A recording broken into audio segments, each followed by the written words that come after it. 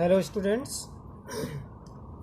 Previous lecture में हमने जो बात कर लिया था रिफ्लेक्शन ऑफ लाइट और उससे रिलेटेड कुछ टर्म्स थे। उन टर्म्स के बारे में हमने डिटेल से जान लिया था और पढ़ भी लिया था। इस लेक्चर में, आज के लेक्चर में हम बात करने वाले हैं, बहुत ही इम्पोर्टेंट टॉपिक है हमारा, जो है कि laws of reflection of light. Laws of reflection of light. आपको दिख रहा होगा कि यहाँ पे मैंने जो है दोनों लॉज, ये laws of reflection of light, दो लॉज होते हैं इसके, और दोनों बहुत ही इजी हैं और अक्सर एग्ज़ाम में पूछे जाते हैं। तो इसको जो है अच्छे से देखेंगे हम, क्या कह रहा है ये दोनों लॉज क्या कह रहे हैं। ठीक है, तो पहला लॉ देख रहे हैं हम, क्या है कि द इंसिडेंट रे हम पढ़ चुके हैं पिछली क्लास में। अगर पिछली वीडियो किसी ने नहीं देखी तो पिछली वीडियो देख ले, उसमें इंसिडेंट रे के बारे में, रिफ्लेक्टेड रे के बारे में और नॉर्मल वगैरह, पॉइंट ऑफ इंसिडेंस, ये सब बताया है मैंने। उसको देख ले तो फिर खुद ही समझ में आ जाएगा। ओके, तो ये पहला लॉ क्या कहता है? The incident ray, reflected ray and the normal at the point of incidence all lie in the same plane. पहला लॉ ये कहता है कि जो इंसिडेंट रे है और रिफ्लेक्टेड रे और नॉर्मल, तीनों एक ही प्लेन में लाई करेंगे। एक प्लेन से क्या मतलब है, अभी मैं इसको समझाता हूँ थोड़ी देर में। पहले दूसरा लॉ हम पढ़ लेते हैं। दूसरा लॉ क्या कहता है? दूसरा लॉ बहुत ही इजी है और इस पे क्वेश्चन भी आते हैं। क्या कह रहा है? The angle of incidence is always equal to the angle of reflection. Angle of incidence and angle of reflection ये ऑलवेज इक्वल होंगे। ये चीज़ें मैंने लिख दी हैं यहाँ पर। Angle I is equal to angle R. इसके बारे में मैंने प्रीवियस लेक्चर में, यानी पिछली वीडियो में मैंने इसके बारे में बताया है। तो जिसने भी वीडियो पिछली नहीं देखी है वो सब लोग पिछली वीडियो ज़रूर देखें, क्योंकि बहुत इंपॉर्टेंट टॉपिक शुरू हो गया है। अब बगैर उसके ये समझ में नहीं आएगा। क्लियर? अब देखो, ये प्लेन का क्या मतलब होता है। फर्स्ट लॉ क्या कहता है? फर्स्ट लॉ ये कहता है कि एक ही प्लेन में कौन कौन सी चीज़ें लाई करेंगी? Incident ray, reflected ray and normal. इन तीनों के बारे में हम पढ़ चुके हैं। क्या मतलब है प्लेन का? प्लेन का मतलब ये होता है कि जैसे ये हमारा है, ये प्लेन है, ये जो हमारी कॉपी है। अगर दूसरी चीज़, ये मेरा हाथ है, अगर मैं ऐसे रख दूँ, ठीक है, तो ये हमारा जो, ये दूसरा प्लेन हो जाएगा। क्लियर? ये दूसरा प्लेन हो जाएगा। ऐसे मैं खड़ा हाथ कर दूं अपना, तो ये मेरा दूसरा प्लेन हो जाएगा। एक प्लेन तो ये है, फर्श जिसको कहते हैं, फर्श। अगर हम एक सिंपल में लैंग्वेज में कहें कि जो फर्श है, ये जो ज़मीन है, ये जो कागज़ है, ये प्लेन है। मतलब क्या हुआ कि जैसे मैंने इस प्लेन पर, यहाँ पर एक मिरर रखा, यहाँ पर प्लेन मिरर मैंने रख दिया, एक प्लेन मिरर, ये हमारा प्लेन मिरर है। इधर पॉलिश्ड पार्ट है नीचे, यानी बैक साइड है इसकी, यानी पॉलिश सरफेस इसको कहते हैं। ये हमारा प्लेन मिरर है। क्लियर? तो अगर जो हमारी इंसिडेंट रे आ रही है वो इस कागज़ पर ही आ रही है, यानी इस कागज़ को छूती हुई आ रही है, ऐसे इंसिडेंट रे। क्लियर? इस प्लेन से आ रही, कागज़ वाले प्लेन से, ये उठी नहीं है इस कागज़ से, बिल्कुल इसी कागज़ के रास्ते से आ रही है, मतलब इसी कागज़ पर सीधी आ रही है। अब ये आकर के यहाँ स्ट्राइक करेगी। ये हमारा प्लेन मिरर है, क्योंकि ये नीचे वाला हमारा जो है सरफेस वो पॉलिश्ड है, तो अब तो पार नहीं हो पाएगी। तो क्या होगी? हमने ये पढ़ा है कि यहाँ पर एक नॉर्मल बनाते हैं, यहाँ पर नॉर्मल बनाएंगे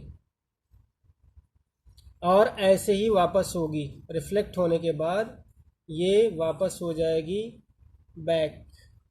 ये हमने पढ़ लिया है पिछले क्लास में। ओके, पिछले क्लास में हमने इसके बारे में डिटेल से पढ़ लिया है। ये हमारा क्या है?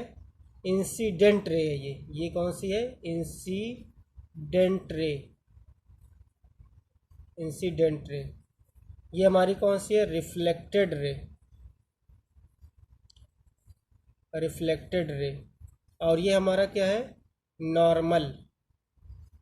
नॉर्मल। नॉर्मल परपेंडिकुलर लाइन, किस पर परपेंडिकुलर लाइन? इस मिरर पर परपेंडिकुलर लाइन हम एक ड्रॉ करते हैं, और कहाँ, वहाँ पर ड्रॉ करेंगे जहाँ पर ये स्ट्राइक करता है, मतलब ये हमारी जो इंसिडेंट रे स्ट्राइक करती है वहीं पर नॉर्मल उसी पर करेंगे, उसी पॉइंट से जाना चाहिए।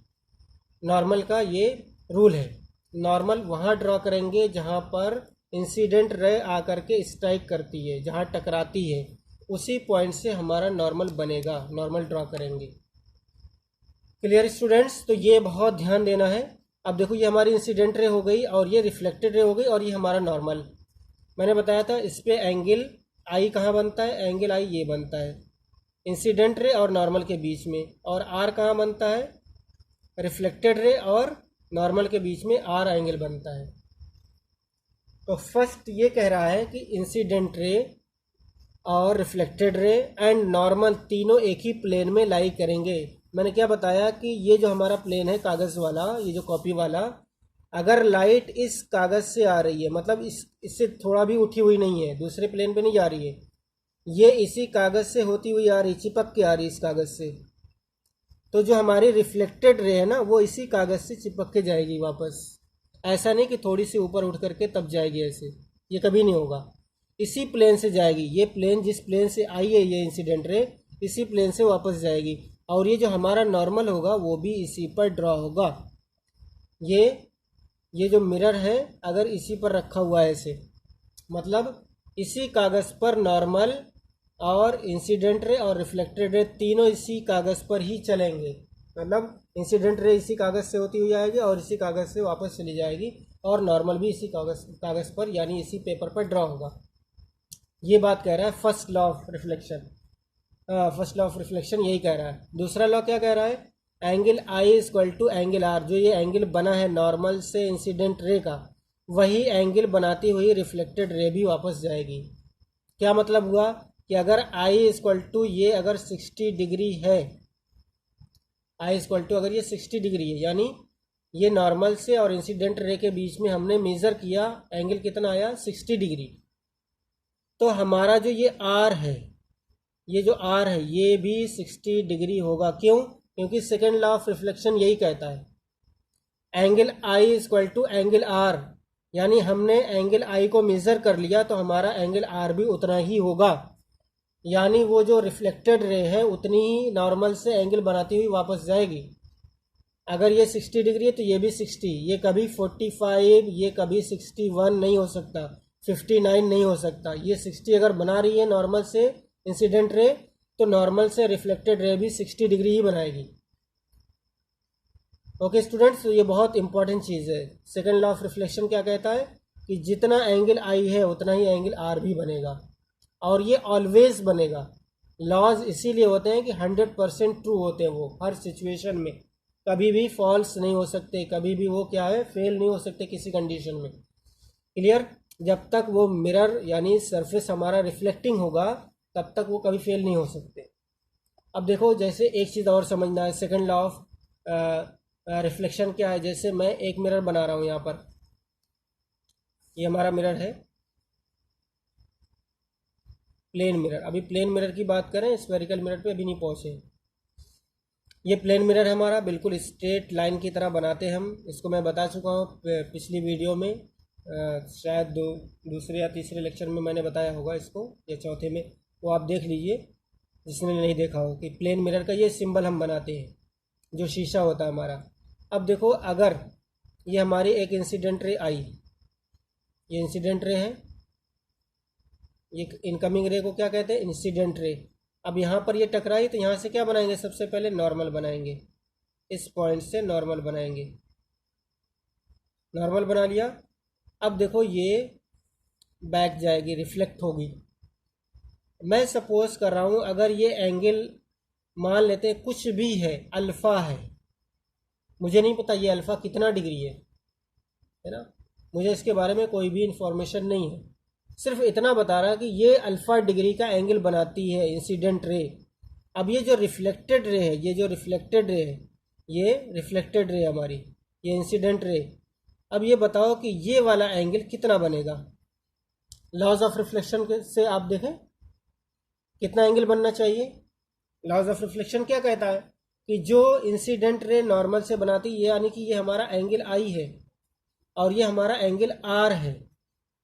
एंगल आर कितना बनेगा, आई और आर बराबर होंगे। कौन कह रहा है ये, लॉज ऑफ रिफ्लेक्शन का second part, second law of reflection ये कह रहा है कि एंगल आर भी अल्फा के बराबर बनेगा।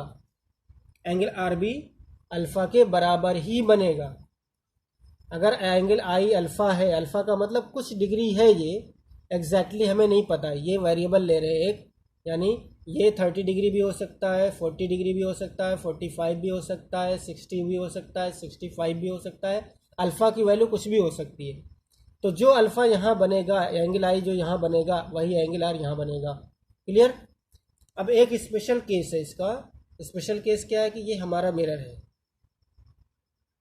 प्लेन मिरर, ऐसे बना रहा हूँ मैं इस बार, ये प्लेन मिरर है। अब देखिए, एक इस मिरर पर परपेंडिकुलर आ रही है इंसिडेंट रे। इंसिडेंट रे कौन सी है, परपेंडिकुलर आ रही है। अब ये बताएं आप, हमारा ये जो स्ट्राइकिंग पॉइंट है, नॉर्मल जब बनाएंगे तो इसी पर बनेगा, डॉटेड लाइन इसी से पास होती हुई जाएगी, ऐसे ऐसे ऐसे ऐसे, यानी जो इसका नॉर्मल है वही इसकी उसी नॉर्मल की तरफ से इंसिडेंट रे आ रही है। यानी नॉर्मल और इंसिडेंट रे का एक ही रास्ता, एक ही पाथ है, उसी पाथ से आ रही है। अब देखो, जब दोनों लाइन एक ही पर हो जाएंगी तो एंगल कितना बनेगा, 0 बनेगा। यानी एंगल आई कितना बनेगा, 0 डिग्री। और सेकेंड लॉ ऑफ रिफ्लेक्शन क्या कहता है, आर भी 0 डिग्री होगा। आर 0 डिग्री होने का मतलब ये जो इंसिडेंट रे नॉर्मल से एंगल 0 बनाएगी तो एंगल रिफ्लेक्टेड रे जो आएगी, यानी यहाँ पर टकराएगी, फिर ये वापस होगी। वापस कितने डिग्री से होना चाहिए, अगर ये इधर मुड़ जाती तब तो ये एंगल बन जाता, ये 0 नहीं बन रहा। 0 बनने के लिए क्या करना पड़ेगा, इसी रास्ते से इसको वापस होना पड़ेगा, ऐसे बैक। यानी ये रिफ्लेक्टेड रे बता रही है, ये क्या बता रही है, रिफ्लेक्टेड रे है, ये रिफ्लेक्टेड रे। और ये हमारी क्या है, इंसिडेंट रे।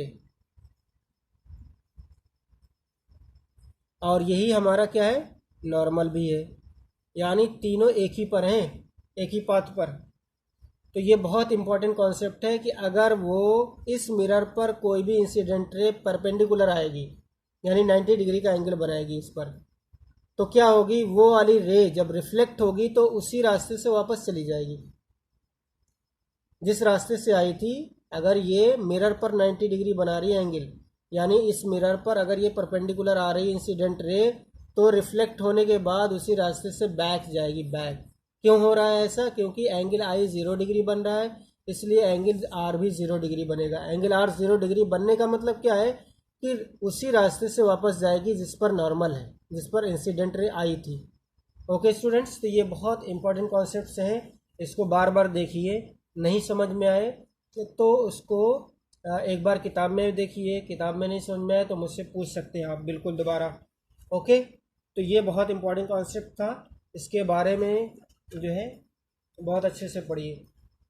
और ये जो लॉज ऑफ रिफ्लेक्शन है, एक बहुत इंपॉर्टेंट चीज़ जो है वो मैं बता रहा हूँ, ये लॉज ऑफ रिफ्लेक्शन ये हर टाइप के मिरर के लिए ट्रू है। दोनों, ये जो दोनों मैंने लिखे थे, ये पहला और दूसरा लॉज, ये हर मिरर के लिए हो, चाहे प्लेन मिरर हो, चाहे स्फेरिकल मिरर हो, या कोई और रिफ्लेक्टिंग सरफेस हो, मिरर ना हो लेकिन वो रिफ्लेक्टिंग सरफेस होगा, यानी पॉलिश सरफेस होगा, उसके लिए भी ये ट्रू है। यानी ये all types of reflecting surfaces के लिए ये दोनों लॉज ट्रू हैं। लेकिन वो कौन सा होना चाहिए सरफेस, रिफ्लेक्टिंग सरफेस होना चाहिए। ओके स्टूडेंट्स, तो ये बहुत अच्छे से आपको पढ़ना है, क्लियर करना है सबको। कोई भी चीज़ नहीं समझ में आए तो उसको पूछिए आप। ओके, इस वीडियो में यही मतलब यहीं तक रहने देते हैं। इस नेक्स्ट लेक्चर में जो है हम कुछ और कॉन्सेप्ट की तरफ, यानी रे डायग्राम की तरफ भी बढ़ेंगे। उससे पहले ऑब्जेक्ट क्या होता है, ऑब्जेक्ट के बारे में हमें जानना है, इमेज के बारे में जानना है, फिर उसके बाद रियल इमेज, यानी ऑब्जेक्ट कैसा कैसा होता है, छोटा बड़ा भी हो सकता है। इमेज के बारे में, रियल इमेज होती है, वर्चुअल इमेज होती है, इसके बारे में नेक्स्ट लेक्चर में पढ़ेंगे। Okay, thank you.